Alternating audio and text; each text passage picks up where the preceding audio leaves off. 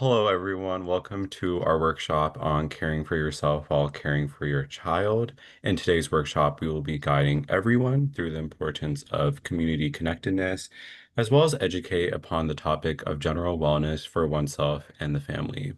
So, my fellow interns and I will be introducing ourselves. My name is Rayhan Munawar. I am going to be a rising senior, and a fun fact about myself is that I've never been in snow. I'm passionate about mental health because I feel like it is something that is so often overlooked, and paying more attention to it can easily be the solution to a lot of problems that we face in society today. Hi, my name is Heather. I'm going to be a rising junior. And my fun fact is that I have a twin sister, and I'm passionate about mental health because I want to raise awareness and break the stigma around mental health being a disease. Hi, my name is Rebecca Liu. I am going to be a college freshman. Fun fact about me is that my senior class voted me as one of the people with the most contagious smile. And I'm passionate about mental health because I am interested in how the brain functions. I'm interested in how I can adapt and change in new environments. Hello, I'm Ethan Zamora, and I'm an incoming senior. A fun fact about me is that I became an ordained minister a few months ago after filling out an online form so I can legally officiate weddings. I'm interested in mental health because I believe it is just as important as physical health, but it's often disregarded and neglected. So in the future, I want mental health to be prioritized just as much as physical health. Hi, I'm Vanessa Rosas, and I'm a rising senior, and I'm interested in mental health because I want to be able to show people that expressing themselves and sharing their worries can help build a stronger well-being for yourself and community. I also felt that it's overlooked and not necessarily seen as something to look out for and care for.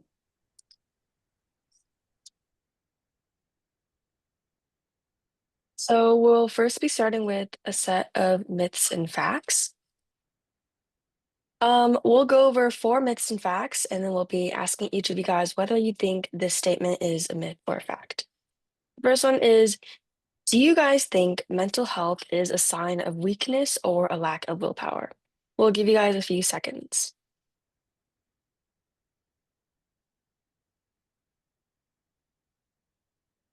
Okay. So this is in fact a myth because everyone has their limits and mental health issues stem from biological factors, not personal failure. And now for our second statement. Therapy can be for anyone, regardless of mental condition. I'm going to give you guys a few seconds to think about this.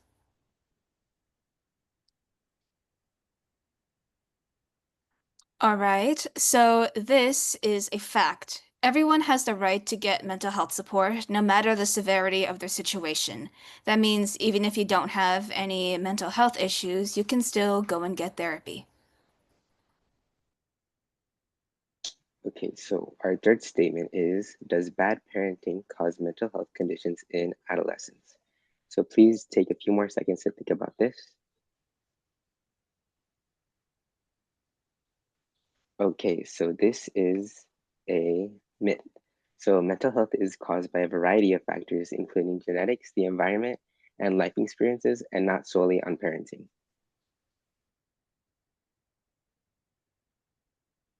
Okay, the last one is mental illness is not contagious nor a disease. I'll give you a few minutes or seconds, I mean, to guess.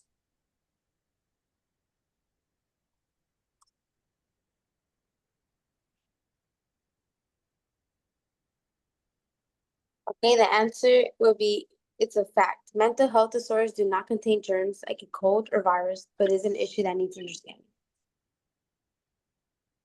Okay, so the two topics that are going to be discussed go over how parents can help their kids, since recognizing how parents can help their kids goes hand in hand with how parents can help themselves, which fosters a general sense of wellness within a family. One of the topics we will be going over will be emotional regulation.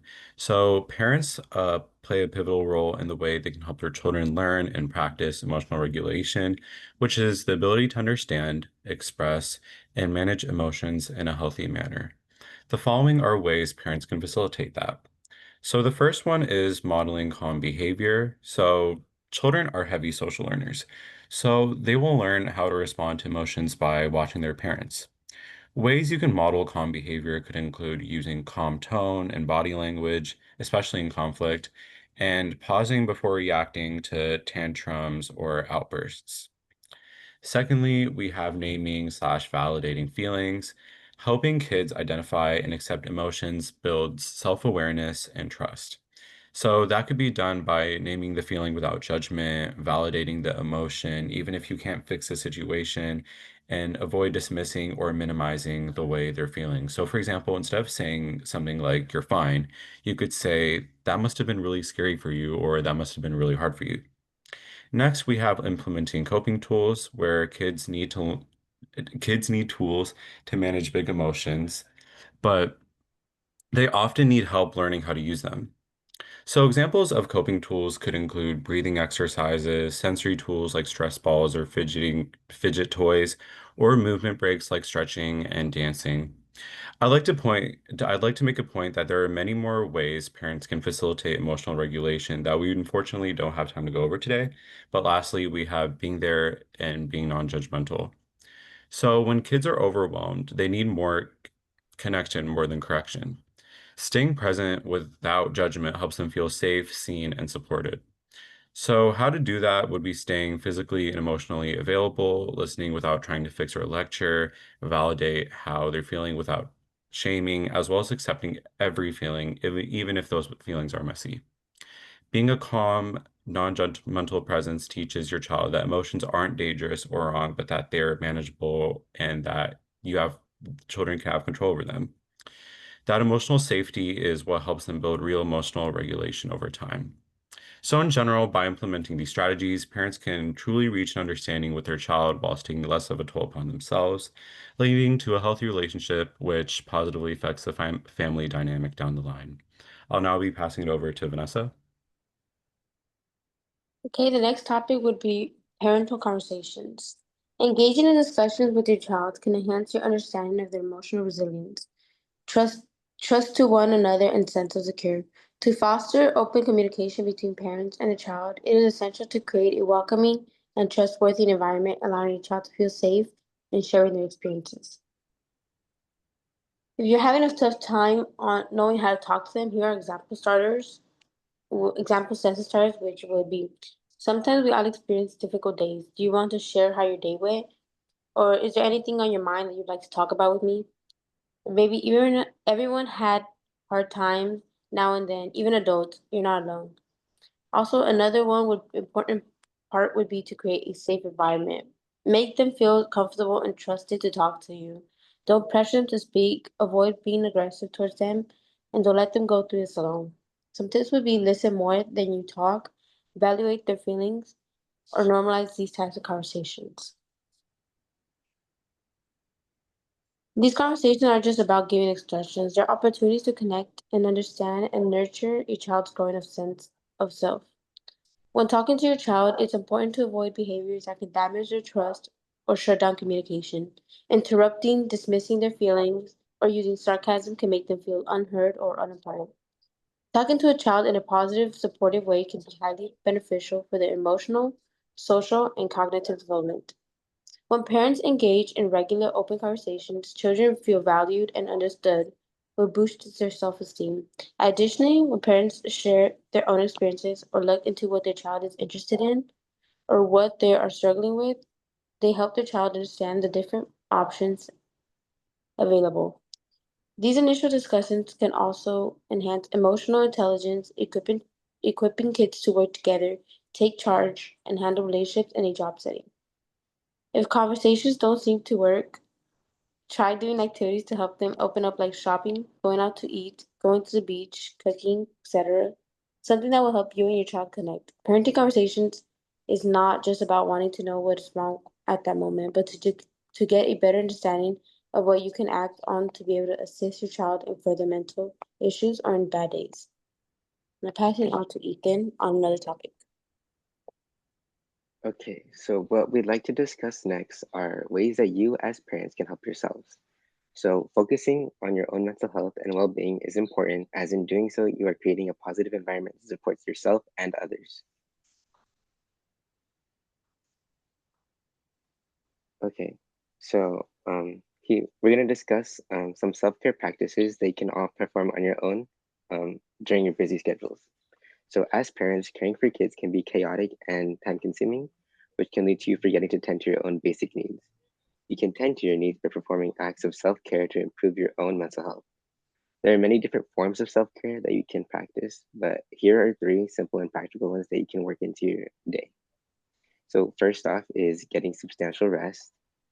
Next is engaging in physical activity. And next is gardening and nature.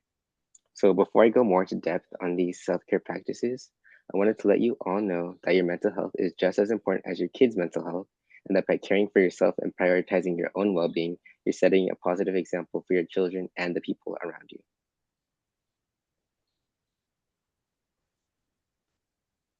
Okay, so the first thing I want to discuss is making sleep and rest a priority. So a proper sleep schedule is important as your mental health is strongly dependent on how much you are resting your brain. It is recommended that the average person get about 8 hours of sleep every night, but I understand that as parents and adults with many responsibilities to juggle, it leaves very little time in the day for you to rest. Getting enough sleep is beneficial as it improves your mood by reducing irritability and making you less sensitive to stress. So whenever we're sleep deprived, we're likely to be aggravated easier, and even just small inconveniences can really have an impact on our mental state. Proper sleep also improves cognitive function, which essentially means it helps with memory, concentration, and attention span, which are important for performing daily tasks and simply living life in general. So what I'd like you all to do is to set more time aside to sleep in a comfortable environment of your choosing and give your brains the break it deserves. Next, I want to speak about the benefits of engaging in physical activity and how it relates to mental health. So most people believe that exercise is an act of self-care that can only improve your physical health when that isn't the case. Exercise can improve your mental health by managing some symptoms of anxiety and depression, and in some cases, it can be just as effective as actual medication. This is due to the release of endorphins, which is a natural chemical that is produced in our brains that is triggered in response to stimuli such as exercise. So when endorphins are released, they help reduce stress and improve your mood by creating a feeling of euphoria. So it also allows the body to manage stress by regulating the release of cortisol, which is another hormone that improves the body's ability to cope with stress. There are many different exercises and workouts to choose from, and some will suit your needs more than others. If you'd prefer to remain indoors, you can try squats, lunges, and push-ups. But if your time is more flexible and you can spend more time outdoors, then maybe consider going on a jog around your neighborhood. It's ultimately your choice. Okay, so the final self-care activity I'd like to discuss is gardening and engaging with nature. So spending time in nature can have a positive effect on your mental health, as being in a calming scenery can help reduce mental fatigue and bring out emotions such as joy and peacefulness. When some people fully embrace the beauty of nature, they may gain a new perspective on their world and reflect on what they value about life. They may experience a greater understanding of themselves and feel comforted by feeling connected to something larger than themselves. Gardening activities are helpful when trying to preserve your mental health, as they provide tasks such as like planting seeds and watering, and a lot of people consider that to be soothing. These tasks also help redirect attention away from stressors and worries that promote a healthier mindset. Gardening can also help boost your self-esteem, as seeing the plants you've cultivated grow and thrive can allow you to feel a sense of accomplishment from all your efforts. And there are also some plants that have calming effects themselves, such as lavender, which a lot of people consider to be soothing due to its relaxing scent. I'll pass it over to Heather now to continue our presentation. So now we'll be talking about self-care practices for both the busy parents and the family and how we can connect. We'll be going over 4 stages. emotional self-care, intellectual self-care, relational self-care, and digital wellness, and we'll be explaining each of them as we go along. So first, emotional self-care. Emotional self-care basically means that we are acknowledging each other's emotions and we are caring about how we are feeling. And this can be connecting with each other, parents and their family, on how they are feeling about certain situations. Now, kids can feel emotionally self-cared when they are being the leader of something. You can make them be the leader of something and let them teach you or lead you through something because this allows them to feel valued and skilled in the family. Normally, kids are always being taught something, and they're being taught in school and home, and they're never really being the leader or teaching other people. So once you allow them to be the leader and teach you something, they will feel more valued and skilled. Next is intellectual self-care. And what this means is that we are evoking thoughts in your child and we are just allowing them to think, whether that's engaging in conversations about current events or interesting articles that you guys may find. It all comes down to just thinking with your child. Now, we must acknowledge the fact that everyone has their own thoughts, and we shouldn't be forcing our thoughts on your child. This type of intellectual self-care can also help you to establish boundaries with what is right and what is wrong within your child. Next is relational self-care. And this just means that we have bonds, healthy bonds with our family, and make sure that we have heart-to-heart connections with them. And so every single time we have a relational bond, we should try to engage with our kids as much as possible. For younger people and for younger children, that may be familial weekends without technology. And for your older teens, that may look like cooking meals together or doing arts and crafts together. And finally is digital wellness.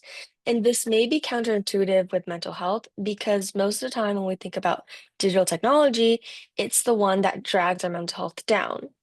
But in actuality, digital wellness can actually help some people. For example, some people use calming apps or mindfulness apps to help themselves during stressed times. And while we should set certain times to be tech-free, it shouldn't be so strict because technology is very prevalent these days, and taking your child away from technology for a really long time is going to detach them from society. And as we know, our current society is very technological based. So once we do take our kids away from the society which technology is very focused on, they're going to feel like they don't belong. And so, yes, we should set times to be tech free, but we shouldn't always set that to be too tight or too loose. And now I'll be passing it on to Rebecca to talk about our community. Thank you, Heather. And last but certainly not least, we're going to talk about a final way for parents to practice self-care, and that is through building a community. Now, maintaining a good community for parents is important for self-care because having a good community can help fulfill our need for connection. It can help develop friendships with fellow neighbors and reduce stigmas on mental health issues. Now, firstly, what are the benefits of a community? For one, it can help improve your resilience when you have trusted people in the community where you can rely on.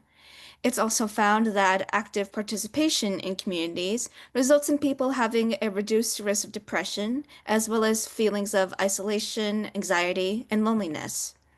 Communities can also create spaces where parents can support and connect with each other through shared experiences that make one feel seen and heard and give a sense of understanding and belonging amongst fellow parents. It's also found that having the support of others can change how you face and solve problems. But okay, so these are the benefits, but what are some actual ways to connect with others? Firstly, you can spend frequent time outside and get to know the people in your neighborhood. This can be done by going for walks around the neighborhood, like what Ethan had mentioned before, participating in activities such as gardening and playing ball in the front yard or in places around the neighborhood, such as in a local park, and waving or just greeting neighbors regularly to build friendly relations. You could also get involved with local organizations and host community events relating to things such as school clubs, volunteering, religion, and so forth that can help you connect with other parents. You can also connect in smaller ways, such as exchanging phone numbers, asking for your neighbors' names, and gifting small things for new neighbors or for the holidays, such as cookies. And finally, you can pitch in when neighbors need help. You can help pick up essentials such as groceries or prescriptions. You can help them with yard work, especially if your neighbors are unable to do it themselves, and collect mail or water plants while they're away. And now we have a QR code for an activity that you can do. This is completely optional and you don't have to, but this will essentially test your knowledge of your presentation and see if you were paying attention. All right, and thank you everybody for listening to our presentation. I hope you were able to take something away from it, whether as a parent or even as a child who wants to give their parents some kind of advice for their own. All right, thank you everybody, and please share, support, and help each other. Thank you.